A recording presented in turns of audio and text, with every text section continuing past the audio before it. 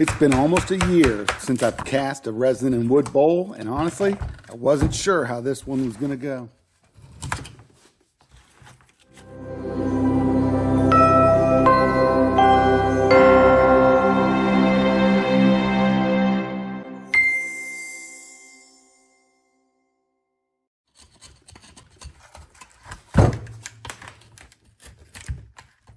The first step is getting this piece of wood cleaned up. I'm removing the bark here and getting it ready to become a bowl blind. After that, it's over to the bandsaw. This is my 14-inch Grizzly bandsaw, and this is also a jig that I made. You'll notice that the table is tilted at a slight angle, and then I run the piece of wood through it, and it makes it fit the mold perfectly. Once that's done, I'm going to take it over to the workbench and give it a good cleaning with a nylon brush. This is one of those little steps that's easy to overlook, but if you don't want dirt, bark, debris ending up in your resin, any contaminations can show up later and ruin otherwise good casting. Now with the wood cleaned up, it's time for me to set up the mold. For this project, I'm going to use a simple plastic bowl as the mold. I used to buy these at Walmart, but they've kind of changed up the bowls so they don't really have this design anymore. Now that I've got the mold set up, comes the time that I'm a little bit nervous about. I'm mixing 2 batches of Total Boat 2-to-1 clear resin. The problem is this resin's well over a year old. Resin has a shelf life, and older resin can sometimes cause curing issues, cracking, and other surprises. To be honest, I'm expecting this thing to crack somewhere along the line. The 2 colors I'm using is Violet Purple and Aztec Gold. I didn't think they would go together, but in the end, I'll let you be the judge. I throw in a little bit of black pigment into the purple. It makes it pop and gives it those black swirly lines. As the resin sits, you'll notice that I'm checking the temperature several times. I'm trying to get it to right around 120 degrees Fahrenheit. And now that's a bit of a balancing act though. Higher temperatures increase the chance of the cracking, which isn't exactly what I want, considering the resin is already very old. But warming the resin also helps keep the colors separated when I pour them together. So I'm going to pour the purple first and then the gold, and that should cause that flaming swirl effect that I love so much. If I were to immediately pour both colors, they just come together in a homogeneous color. Sometimes it just blends into a brown or dark color. A lot of times people think the pressure pot will remove the bubbles. It doesn't actually remove the bubbles. What it does is it squeezes them so small that you can't see them. If you want to remove bubbles, you got to use a vacuum. Now comes the moment of truth. The resin is cured and it's time to take it out of the mold. Usually a little bit of compressed air will pop these bowls right out, but I glued this on with hot glue on the bottom and it's not wanting to cooperate. So what I'm going to have to do is flip it over and use the heat gun to heat up that glue on the bottom. As you see, a little bit of heat and the thing pops right out. First thing I'm going to look for is cracks, because honestly, I was convinced there were going to be some. But surprisingly, nothing. No cracks, no major defects.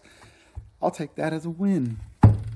Today I'm going to use my Rikon lathe, and this is actually a little bit funny because I bought this 5 years ago for my granddaughter. She turned like 3 or 4 pens and pretty much abandoned it. Since then, it's mostly sat in the corner collecting dust. I've never really used it. But with my Laguna out of commission, I guess today's its day to shine. Tell you the truth, I didn't know what to expect from a small lathe like this because my last lathe was a Grizzly and it was pretty good. I'm always wary about a lathe I can pick up with one hand and move across my shop. Now I'm not sponsored by Rikon at all, but this seems like a fairly solid lathe. I got this thing up to speed and I started shaping the outside with my 3/8 inch bowl gouge here, and everything seems pretty good and it's going pretty well. Then, without warning, you knew that had to be coming. The screen went dark. The lathe just shut off, just dead. So I headed over and I checked the breakers. The breakers were fine. Then I checked the lathe and sure enough, the fuse was tripped. I reset it and got back to work. But a few minutes later, it tripped again, and again, and again. At this point, my frustration was growing and climbing pretty quickly. But I kept fixing the trip breaker and moving on.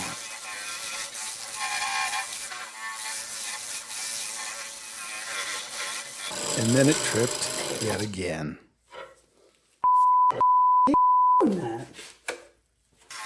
You guys can go ahead and sit back and relax because this happens throughout the whole entire thing. I'm sure there's people that use these types of lathes all the time, but I think this thing is better suited for pen turning than bowl making. I just don't think this thing is robust enough for what I do.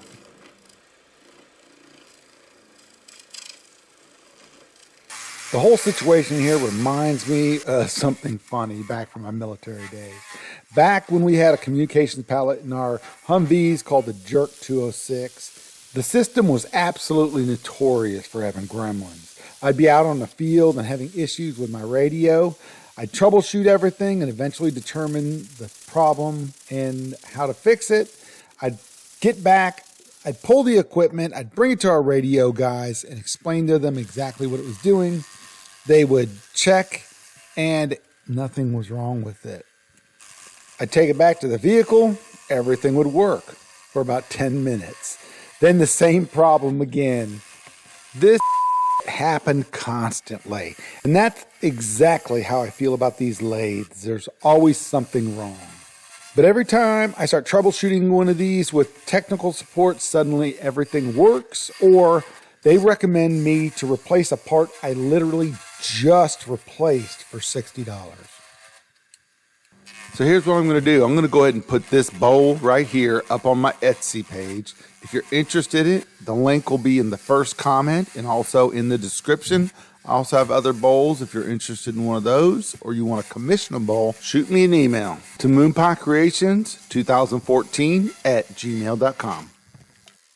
So I usually turn at about 1600 RPM. And that's what I have it on right here. And you can see that this lathe is moving as I'm turning. That's not the safest thing in the world. It's jumping up and down, going across the concrete. I could have grabbed a couple of bags of concrete and put them on the bottom. That would keep it from moving, but I didn't think about it at the time.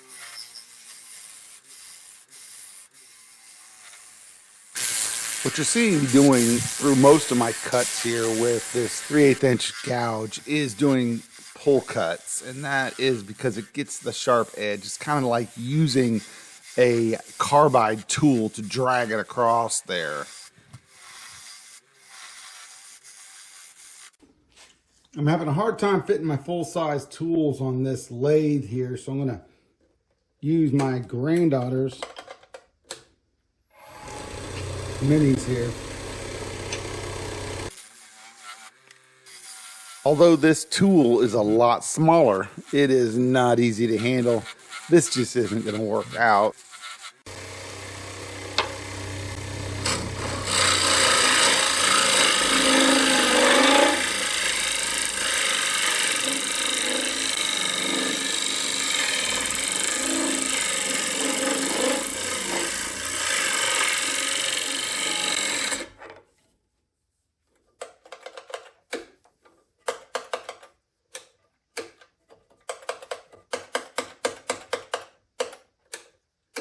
At this point, this bowl's been on here for about 2.5 weeks. I'm just going to push through with my full-size carbides here.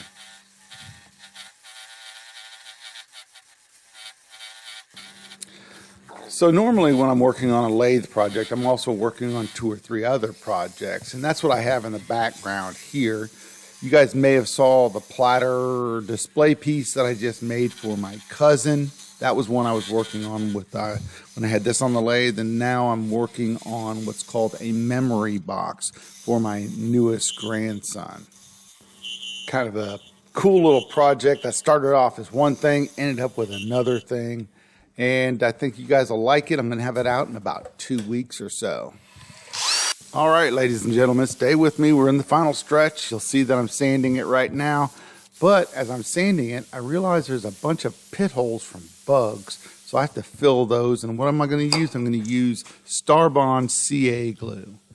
Starbond, along with Total Boat, have been longtime sponsors of this channel. Although I've gone dormant on them over the last year or so, they still reach out to me constantly to make sure I'm okay, looking over me, making sure that I don't need anything. I got to tell you guys, these two companies are fantastic community partners. When I had my injury, Total Boat sent me a care basket. Starbond immediately reached out to me.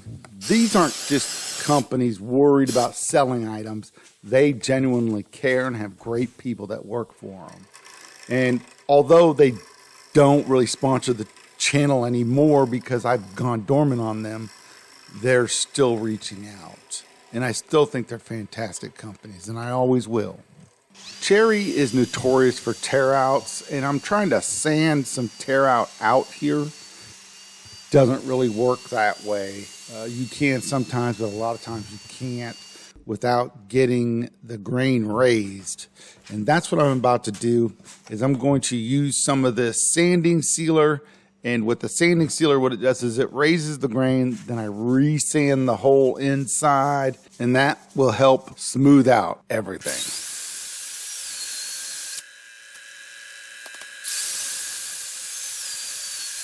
Normally, I will sand up until about 320 to 400 grit, but we're going to go all the way up to 800 grit on this one, just because I'm going to put a wax finish on it instead of doing any kind of OB shine juice or polyurethane.